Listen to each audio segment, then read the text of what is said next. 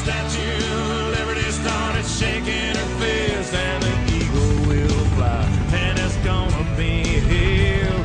Brought to you courtesy of the red, white, and blue. It's time for Veterans Issues, the show that brings you information about veterans, military, and their family. Now here's your host, Ken Rollins. Welcome to Veterans Issues. Ken Rollins here. We are brought to you by the Red, White, and Blue. Today's guest is somebody that we've been trying to get on here for a couple of years. She's just been too busy, and then she finally retired. We got Kitty Moore on here today. Stay where you are. Get you a pen. Be right back. Welcome back to Veterans Issues. Today we're talking with Kitty Moore. Kitty was a veteran service officer here in Calhoun County area for a long time. We're going to talk about all that. And a lot of you asked me whatever happened to Kitty. So we're going to find out today. Welcome back to the show, Kitty Moore. Well, thank you for having me, Ken. How long has it been? Years since you've been on here? Probably 7 or 8, if not longer. Oh, I know what it was. He was on here with, we gave a silver star to that Bobby fella. George. Bobby George out of Talladega. Yeah, that was the last. That's been a long time ago. Anyhow, you worked for the Department of Veterans, Alabama Department of Veterans Affairs here in Anniston for a while. But before that, you were in the military. You retired as a master sergeant. That's correct. Well, I was a buck sergeant. Which one of those was the highest? A buck sergeant. Right answer. Right My answer. show. Your show would be. Now that, how many years is that? Since I got out, or How many years you served? 20 years and 2 months. How many hours? 20 years, 2 months, and 26 days. I got you. That we can remember certain the important things in our life, can't we? Absolutely. Yeah. Where are some of the places you served during that period, and what time frame were you in? Ken, I joined the military, enlisted in the military in Denver, Colorado, the 21st of January, 1975. Okay, that's okay. So that gives away my age. Yeah, I was going to say, I'm going to give you a spy on that, but you'd already gone there. 75 when you got out. Got out in April of 95. Got you. And then how long did you work for the Department of Veterans Affairs? Almost 11 years. Yeah, seems like a longer than that, don't it? It does. When you worked down there, what your main job was filing claims and assistance for veterans. It wasn't always about a claim, was it? Most of the time it really wasn't about a claim.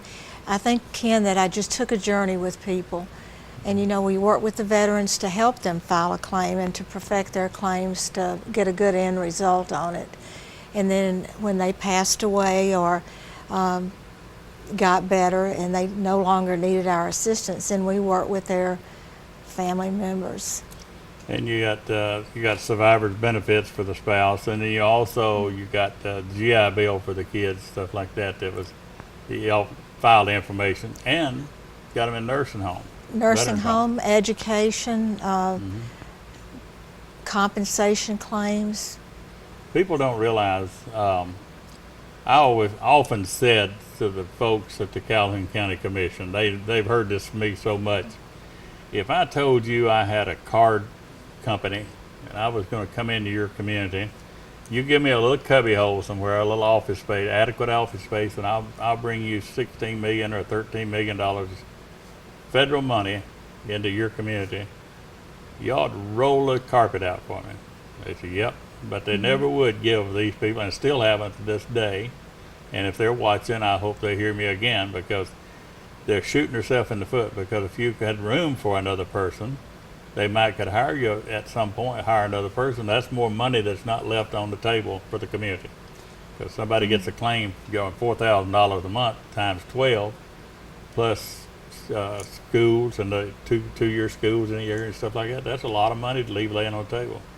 I think people would be absolutely shocked to know the amount of revenue coming into Calhoun County, and we also work Talladega County, so there was a lot of money coming in every month from VA benefits.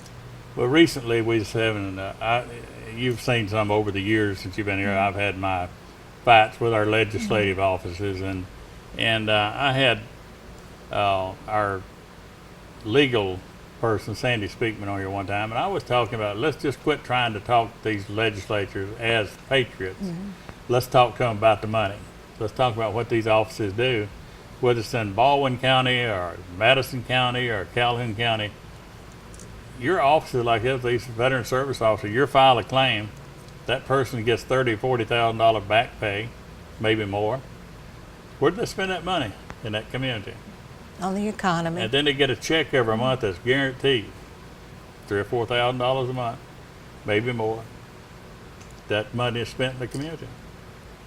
If you, anywhere in the world, seems to me like that's a good deal for a politician to say, let's take care of them people that file a claim. But I remember so many times and we got this all over the state. It's not just Calhoun County. They just give them a little cubby hole back somewhere to file the claims. And you know what happens when a veteran gets there and sees a line? Turn around and leave. And leaves the money on the table. Well, Ken, at one time we had about 6 people working in the Calhoun County office, and it got down to only myself and the assistant service officer. But the amount of veterans that we were seeing was continually on the rise. So it was very discouraging for the veteran to have to sit and wait for hours, especially if they were in bad health. If you've got a, what people need to understand is ever so often, and it's not as often as it should be sometimes, the VA will accept a certain kind of illness or injury for a disability. Right. Like diabetes for a change, systemic heart failure, the different types of heart condition, the different types of cancer, the prostate cancer, all these things. When they do that, the filing goes up big time. So you've got to have a place for the veterans to sit down. But the one thing that they don't understand in these county offices is you're required to do this in privacy. You can't be talking personal stuff where others can hear it. So they have to give you adequate single room where you can discuss, not just over a cubicle is what I'm saying. Right. You got to have privacy for the veteran. And I remember looking in your offices down there, you can see the veterans' records up there by the name, stacked up in that little office. Stacked up in the holding area. Yeah, that's not a good thing. But my point, I didn't mean to get off on that tangent because it really upsets me because the people don't understand what's laying at their door. But during that time, I got some notes I made myself, but I'm going to look at them anymore than I have to. But when you were there, what was, I know I'm a veterans advocate and I enjoy doing certain things for veterans, that pays me back, so to speak. What was the one thing that you enjoyed most about that job? I think, Ken, working with the elderly veterans or their widows, and I think that I could see the most good being done with the elderly veterans and the benefit that they would get each month from the Department of Veteran Affairs changed their life forever. Yeah. I call it moving from the trailer park to the house on the hill. Absolutely. And I know if you're like me, you've seen the veterans come in there and want to hug your neck because they got that, they're fighting for years sometimes, a bunch of years. And I've had some down that just said, I've given up. And then it comes through. And I could name them by name, but I would never do that on here. But they come out through the parking lot, and I don't know if they're going to try to whip me or whatever, but they really want to hug my neck for getting a claim through for them. Right. You don't realize how, and I don't mean needy in a bad way, needy that some people are financially. Yeah. And when we do their paperwork for a pension claim or a nursing home or whatever the benefit for the elderly veterans, we look at their income.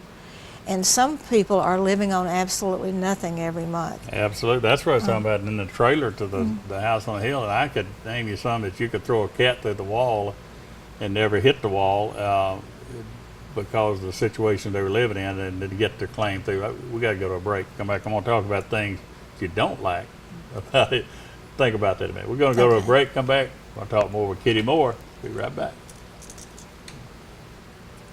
Welcome back to Veterans Issues. We're talking with Kitty Moore. She's retired from the U.S. Army, and she's retired from the Alabama Department of Veterans Affairs, where she filed claims. And I asked her right before we went to break what she liked most, and we got a little bit of that. And I don't want to run out. And what were some of the things that you didn't like about it the most? Well, I'm hard pressed to come up with something that I didn't like.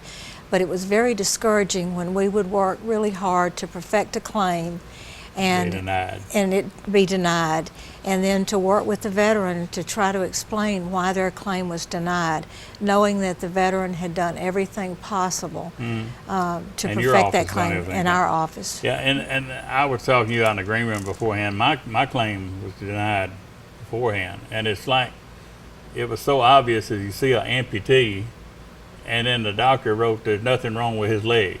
You know, that's about how blatant my denial was. Instead of getting angry, I just said, they're not going to do it. I'm going to beat them at their own game, and I did, and I won. And I encourage every veteran to do that. But you know, I always say that I'm the worst. Veterans are the worst people in the world to deal with because we're tired of marching, we're tired of lining up, we're tired of waiting. We got through all that back there. And so when we go in, we're not the best patient in the world. And and I realize that. And I like for my fellow veterans to realize that we realize their anxiety and all that stuff. But the system is just that. It's a system. And if you say that you've got something, you've got to have documentation to back it up. And I often talk about the DD-214. You'd be surprised how many people that don't even know where theirs is. Or they don't know what a 214 is. Yeah, and especially when it comes time to bury them, that's what gets the burial rights. You know, the military funeral. You know, I would encourage all veterans and their spouses to put everything in order. And they can go by the Calhoun County office, the service office, and there's some little pamphlets you can pick up. It just talks about being prepared for the inevitable. I didn't know you had to. We do. See, I've so many people that I know, and we share the friendship for the same people. Being military people, we have a habit. I've got one home, a filing system. I know where it is, but I don't file it according to somebody else's rule. I Right. file it according to mine. So whoever comes behind me needs to understand what I was thinking when I put it there. You know, if I put photos or if I put the Department of Veterans Affairs over here, they didn't know what I've to look in that folder for. But a lot of people now, they don't know where their DD-214 is. They don't, Ken, and I know we don't have a lot of time, but I would like to expound on a couple of things that will help veterans Right. greatly when they file a claim. The veteran has to take 100% responsibility for that claim. I mean, the service officer is there to help him or her to get everything in order in accordance with what the VA is looking for. But the veteran has to take responsibility. The more fully developed your claim is, the faster you're going to get a result back. Now one of the things I always tell folks, if you've got an illness that's being treated by a civilian doctor out here that was associated with your military or whatever you're filing your claim for, get them to print it out. If it costs you a few bucks, pay for that, set up your own file. When you walk into Kitty Moore's office, you should have some documentation. Say, this is where I was injured. This is where I went to the doctor. It's been aggravated. For example, somebody jumped out of a plane, hurt their knee. And then over the years, they've been going to see a private doctor about orthopedics or something like that. But it's still associated with that jump from that airplane. Right. You've got to have first and foremost, you've got to have a diagnosis. Has to be current. You had to have had that condition while in the military, with the exception of your presumptive, like Right. Vietnam veterans. You've got to have a chronic problem with continual treatment. So if you got out in 1971 and you've never been treated for that condition, if it's not presumptive, Right. the VA is not going to grant that benefit. You're right. You've got to Yeah. have a chronic problem. Yeah, and they got to connect the dot from whatever you may be seeing a private doctor, but it's got to go back and connect it to your on-the-job injury, if you will. There has to be a nexus, Yeah. that connection. And I don't there. want to use those words they think that's a car. That's a Lexus. That's not a nexus. Yeah, but that was just some of the simple things if you think about out there. And I'm saying for the spouses that's watching us today that has someone serving overseas, they need to encourage that person to start their own file while they're on active duty. Something I didn't do, you probably didn't either, have a true file of every sick call we on and everything. But they can start doing that while they're in the military. And when they come home and they're discharged and they've had some injuries, it's going to be hard for somebody to come out of Afghanistan after a couple of tours and not have something Right, and they can actually file their claims, veterans can, before Well, they ever get out. So that makes things go a lot faster because everything is already organized. Because you got these young 23-year-olds coming home to a wife and kids. The last job they had was a paid killer. There's not many job openings I've seen in the want ad lately for paid killers, and so they're going to have some kind of income. If they are harmed, they can't work somewhere because they hurt their back, falling off the side of a cliff or something, then they can be compensated for that. They got to show where they did, though. Right. And that's easy enough to do with a morning report. And Ken, I think the spouse of a veteran needs to take control of the situation if the veteran's not willing to get things in order and get their affairs in order. Because if something happens to the veteran and the widow files a claim, they're going to have certain evidence as well. Yeah, absolutely. And that's where I go back to the filing system. If you can't get the veteran to do it, at least set your own. Say this is where if he says I went to the doctor yesterday and he's serving in Iraq or Afghanistan, make a note of it. Make your own file. That on June the 27th, 2016, my husband, was injured in Afghanistan. Now he may not bring anything home, but you got that date. It makes it easier for the claim people to go back. Find a date rather than a year. You're talking about the elderly veterans, the World War II veterans, Korean veterans. So we look at those Korean veterans as elderly too, and even the Vietnam veterans like me. We're old folks now. We are the ones we used to talk about. Don't ask me how I'm doing because I'll tell you. Yeah, I say don't ask the old folks how they're doing but I'm one of them. But the presumptive illnesses, I don't know if this happened after you left. Johnson Atoll, you know where that's at? They're saying you can get Agent Orange if you were there handling that Agent Orange at Johnson Atoll. That one of our guys just got a big payment on that. Right, and I have not heard that, Yeah. but we had a lot of claims filed prior to that. Yeah. And then you got the water at Camp Lejeune. Camp Lejeune. There's a lot of things out there that people need to be aware of, and if you've been poisoned by your country or your government, there's liability involved in that. So they have to take care of you. The free dental care, the free hearing aids, things like that. There's a lot of things that the VA does for you. And overall, I think we got a great VA in our area. I mean, somebody's going to complain every once in a while, but I hear so many good things from them. I got one down to a minute. What am I going to leave off that you need to talk about? Well, I just really wanted to expound on the claim process and let your Veteran Service Officer help you. Now, all service offices are short-handed. There are waits, not as long as there used to be in Calhoun County because they've got some help now. But I would just say take responsibility for your claim. I would suggest if you've got a computer, go onto the computer and look up the 38 CFR.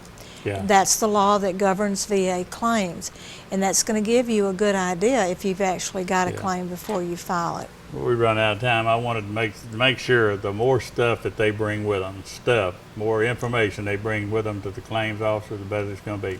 Kitty, I am so glad to see you, girl. Thank you so much. Thank you for all you've done for the veterans in our area. Well, it was my privilege. Finally got you to show up after you retired, but we got to go to a break. Come back. I got news that you can use. Stay right there. Get that pen. Welcome back to Veterans Issues. Y'all don't know what's going on in my ear back from the control room, so you don't know why I might be giggling when we come out of the break. Yeah, I appreciate Kitty Moore coming on today. A lot of you have been wondering about her, and she's well living. I wanted to find out some of the places she's been, but I'm going to see if I left about a page full of stuff. We're going to get her back on here. She's going to tell us some of her vacation travel, some of the places. And I didn't even talk about her husband who's retired, and they send these pictures about these exotic places they're going, and it makes me mad. I think they just post them on Facebook just to tick those of us that can't go, tick us off. But anyhow, thanks to Kitty for coming on with that. Now again, the new women's clinic is open over in Birmingham. The parking again is 2415 7th Avenue South. 2415 7th Avenue South. Write that down. Now, last week I had 2 people call me about the Choice program. Now I had some personal experience with the Choice program.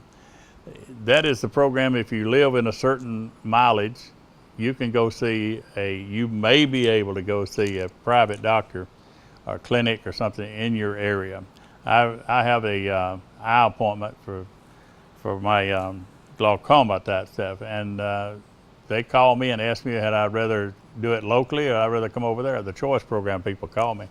So I had to call an 888 number, and I got that worked out. I'm going to go see a doctor here locally where I live. And so if you got a reason, let's just say that you live close enough that you don't qualify for the choice program. But if you've got an aggravating circumstance for making that trip, they have made exceptions to that, even though your mileage was not what to qualify, but the circumstances. So call the choice program over to Birmingham VA. Just ask for the choice program people, and they will tell you whether you can go to a private doctor or not. I got to remind you about the law enforcement tag. Now, wait a minute, if the control room get those pictures up there that I had before the show, I'm going to do those before I leave. If you have them ready, let me know when you got them ready. Don't want to do that. I had some of Kitty Moore that I was going to show as proof. Can you bring them up now? Let's do that while I still got a minute. So look at that. There's the same person that was sitting over here beside me a while ago. There was a book called We Were Soldiers Once and Young. She was young too. Look at there. And there's Kitty. I guess that's around the retirement time. But anyhow, I wanted to prove to you that she did serve this country, but she served in more ways than one. But anyhow, back to that, the Kia stores in Gadsden and in Anniston, they sponsor the show, and they they take care of the veterans because the owner is Don Hobson is a special forces guy, and they take care of the first responders also. So go by the Kia stores there if you need. Let's see what else I got. I don't know how much time I got here, but I want to make sure I get everything covered. Let's see. Oh yeah, we had some discussion about the suicide people on here the other day. I hate to discuss that with you, but it's 22 veterans a day that are losing their lives. They're taking their own lives. 22 veterans a day. Just one is too many, but there's some ways that you can help. If you're interested in doing that, get me on Facebook. I'll tell you some of the ways that you can help as an individual. You don't have to be in the military, but just give me a holler on there. Don't holler, just send me a Facebook request. I don't like when people holler. Now, if you've got a wheelchair that you're not using, power chair, I got veterans that's in need of them. They don't qualify for a power chair through the VA, but I need your used power chairs. And we got to go with this amount of time. This week's salute goes out to all the families of those that are serving. And this salute's for you. See you next week here on Veterans Issues. Salute.